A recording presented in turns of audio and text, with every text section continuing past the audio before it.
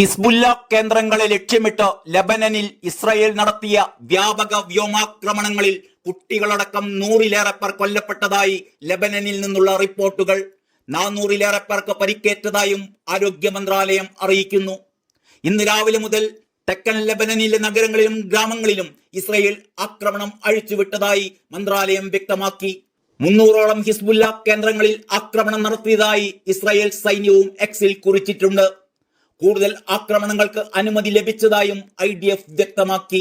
October 7-ന് Israel Hamas യുദ്ധം ആരംഭിച്ചതിന് ശേഷം ഈ മേഖലയിൽ നടക്കുന്ന ഏറ്റവും വലിയ ആക്രമണമാണിത്.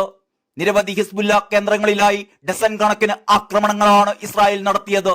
അതേസമയം വടക്കൻ ഇസ്രായേലിലെ 3 കേന്ദ്രങ്ങൾ ലക്ഷ്യമിട്ട് ഹിസ്ബുല്ലയും പ്രത്യാക്രമണം നടത്തി. കൊല്ലപ്പെട്ടവരിൽ സ്ത്രീകളും കുട്ടികളും ആരോഗ്യ പ്രവർത്തകരും ഉൾപ്പെടുന്നുണ്ട് എന്ന് രാജ്യാന്തര മാധ്യമങ്ങൾ റിപ്പോർട്ട് ചെയ്യുന്നു. ഇസ്രായേൽ ലെബനൻ അതിർത്തിയിൽ ഒരു വർഷത്തിനിടെ നടന്ന ഏറ്റവും ശക്തമായ ആക്രമണമാണ് ഇന്ന് നടന്നത്.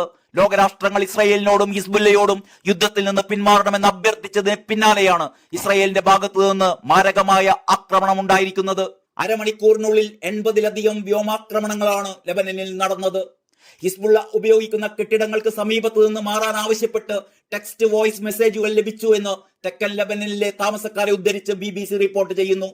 ഹിസ്ബുല്ലയുടെ കീഴിലുള്ള ഗ്രാമങ്ങളിൽ താമസിക്കുന്നവർ സ്വയം രക്ഷയ്ക്കു വേണ്ടി മാറി താമസിക്കണമെന്നും സന്ദേശങ്ങളിൽ ആവശ്യപ്പെട്ടിരുന്നു. നേരത്തെ ഇസ്രായേൽ സൈന്യത്തിന്റെ വക്താക്കൾ സാമൂഹിക മാധ്യമങ്ങളിൽ പങ്കുവച്ച മുന്നറിയിപ്പുകൾക്ക് സമാനമാണ് ഈ സന്ദേശമെന്നും BBC റിപ്പോർട്ട് ചെയ്യുന്നു. ഇത്തരത്തിലൊരു സന്ദേശം തന്റെ ഓഫീസിന് ലഭിച്ചതായി ലെബനൻ ഇൻഫർമേഷൻ മന്ത്രിയും സ്ഥിരീകരിച്ചിട്ടുണ്ട്. 80,000-ലേറെ ഇത്തരം കോളുകൾ വന്നതായി ഔദ്യോഗിക ടെലികോം സേവനദാതാക്കളായ ഒഗേറോ അറിയിക്കുന്നു. അടിയന്തരമല്ലാത്ത ശസ്ത്രക്രിയകൾ നിർത്തിവെക്കാൻ തെക്കൻ ലെബനനിലെ എല്ലാ ആശുപത്രികൾക്കും ആരോഗ്യ മന്ത്രാലയം നിർദ്ദേശം നൽകിയിരിക്കുകയാണ്.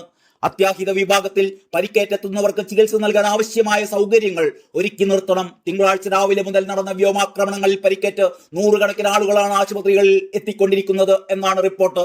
തെക്കൻ ലെബനനിലും ബെയ്റൂട്ടിലും സ്കൂളുകൾക്ക് 2 ദിവസം അവധി പ്രഖ്യാപിച്ചിട്ടുണ്ട്.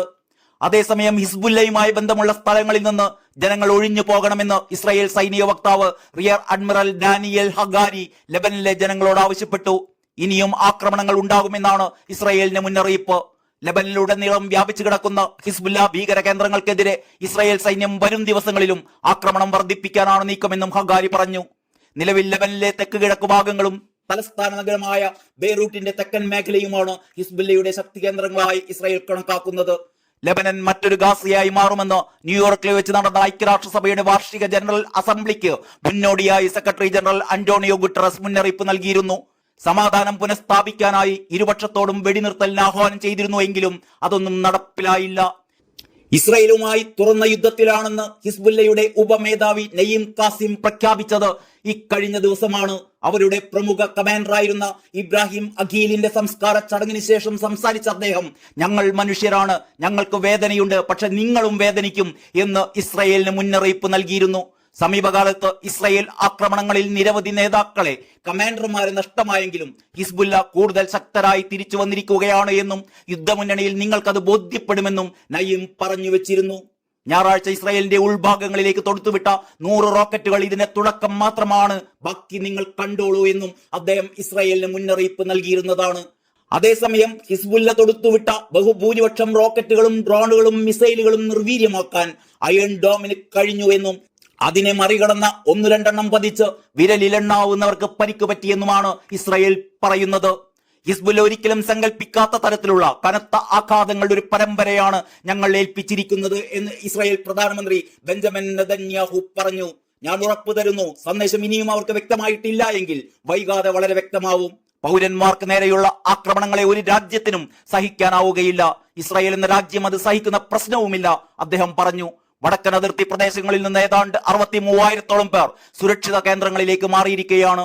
ഇവർക്ക് പേടികൂടാതെ തിരിച്ചെത്താനും ജീവിതം പുനരാരംഭിക്കാനും കഴിയും വരെ ആക്രമണം തുടരുമെന്നാണ് ഇസ്രായേൽ സംശയത്തിനിട നൽകാതെ പറയുന്നത്.